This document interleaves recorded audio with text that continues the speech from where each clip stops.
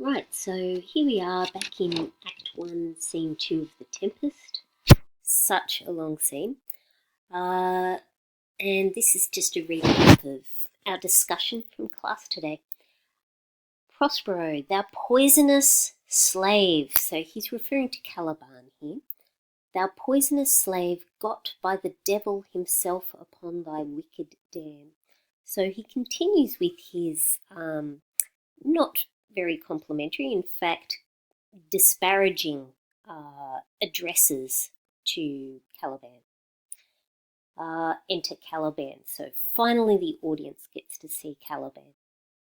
And he enters cursing, as wicked Jew as ere my mother brushed with raven's feather from unwholesome fen, drop on you both, a southwest blow on ye, and blister you all o'er.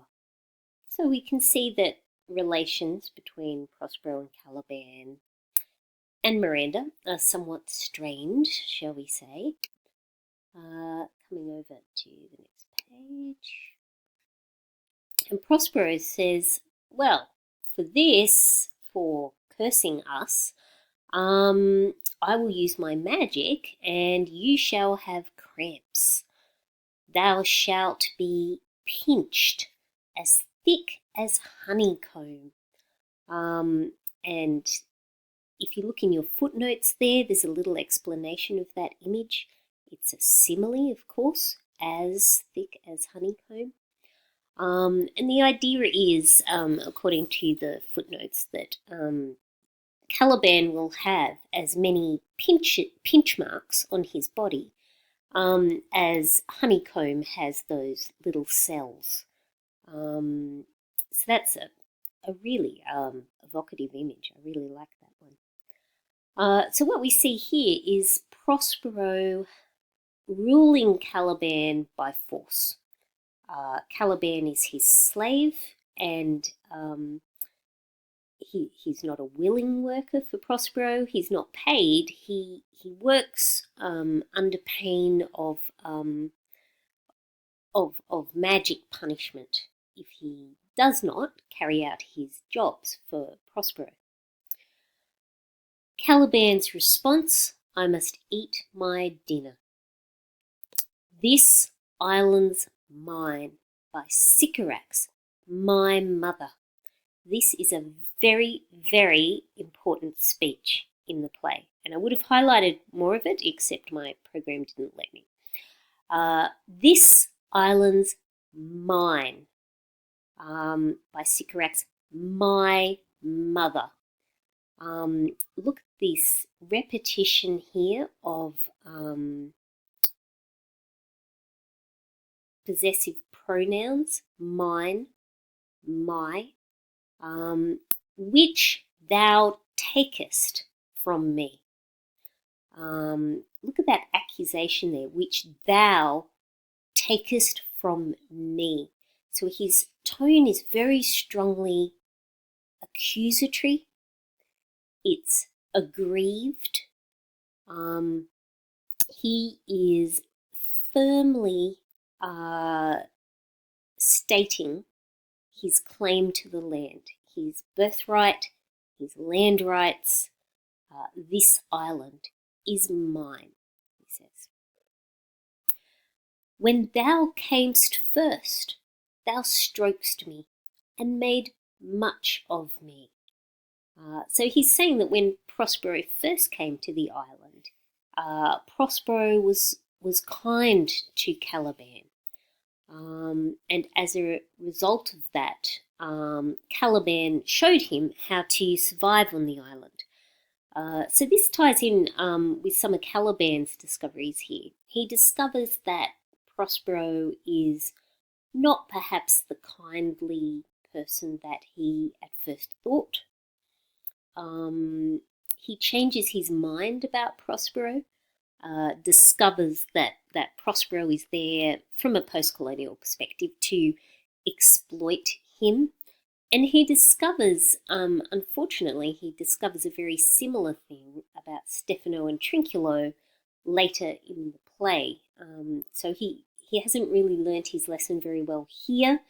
he goes on and he goes through a similar process with Stephano and Trinculo. When thou camest first, thou strokest me and made much of me, wouldst give me water with berries in it, and teach me how to name the bigger light and how the less that burn by day and night. So he's talking about the sun and the moon there. The sun is the bigger light, the moon is the lesser light. Sun burns by day, the moon shines by night. And so Prospero taught him language, some language here. We see later that Miranda also taught him language. We'll just click on this footnote, it's a bit interesting. So that passage has a bit of a biblical resonance. Compare Genesis 1:16. God then made two great lights, the greater light to rule the day and the less light to rule the night. So what we see there with that biblical resonance, it sort of creates this sense of Caliban as an innocent, perhaps, an innocent who doesn't know the names of things, an innocent perhaps a little bit like Adam in the Garden of Eden, for example. And then I loved thee. Look at the poignancy of that. And then I loved thee and showed thee all the qualities of the isle, the fresh springs, brine pits, barren place and fertile. Cursed be I that did so. So we see his change of opinion, quite radical change of opinion about Prospero. So Caliban knows the island intimately. He knows all the features of the island, and he can help Prospero survive with that knowledge, which he does.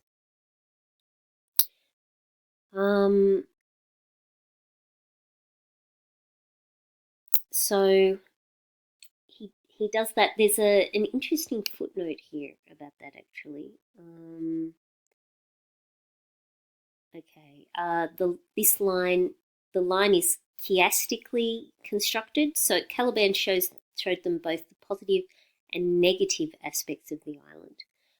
It's chiastically constructed like a cross, so that the contrast between springs and briny waters is reversed in barren and fertile places, which is interesting. So, for example, the fresh springs and the fertile places, whereas the brine pits, the salty water, and the barren places are together there. So it's positive, negative, negative, positive. Cursed be I that did so. All the charms of Sycorax, toads, beetles, bats, light on you. For I am all the subjects that you have, which first was mine own king. So subjects here meaning people who are ruled by someone else. So he's saying, I am the only person that you have to rule, which first was mine own king. So what we have here is a powerful statement from Caliban about his loss of sovereignty. He used to rule himself, and now he is ruled by Prospero. He is dispossessed. This island's mine, which thou takest from me. He is dispossessed. He's had his land taken away from him. This is quite poignant. I am all the subjects that you have, which first was mine own king. He was at first his own king. He ruled himself, and now he is ruled by Prospero. And we can see a sort of microcosm of colonialism at work there.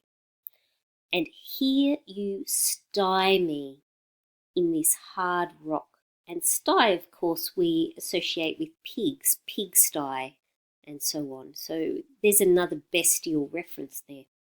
Whiles you do keep from me the rest of the island. So that's Caliban's perspective, and we can see that Caliban is actually a very eloquent and lyrical speaker. He speaks, Shakespeare gives him iambic pentameter. He gives him blank verse, iambic pentameter, to speak in. So blank verse, verse without rhyme, especially that which uses iambic pentameters. Iambic pentameter, just to refresh this for you, is a line of verse with 5 metrical feet, each consisting of one short or unstressed syllable, followed by one long or stressed syllable. And this is a nice, easy way to remember that. Iambic feet are firm and flat and come down heavily like that. And you can see that the second syllable is always the one that is emphasized in that pattern.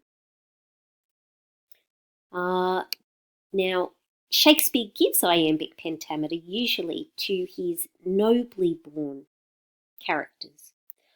And Caliban is not nobly born, and he's right down at the bottom of the social system on this island. He is a slave, and he is indigenous to the island. Yet, Shakespeare grants him this dignifying iambic pentameter. So we know that even in Shakespeare's time, there were debates about the ethics of colonialism. Is it just to take the lands of other people? Are these people savages and barbarians, or do they just have their own rules of culture? Do they have their own ways of looking at things that are not necessarily any worse than ours? So I think in the ambiguities and the contradictions of Caliban's character, I think we see some of those, the shifting debate and dilemmas of colonialism in Shakespeare's own time. And I think that's pretty much... the other thing I shouldn't forget to say is that Caliban has arrived and taken away... Prospero has arrived and taken away Caliban's island. So in a sense, from a post-colonial perspective, Prospero has usurped Caliban in the same way that Prospero was usurped by Antonio. Well, in a different way, but it's could be seen from one perspective as another example of usurpation within the play, of which there are many. So this is a really pivotal speech for Caliban, and he is obviously a very important character within the play. And that's kind of what we discussed today.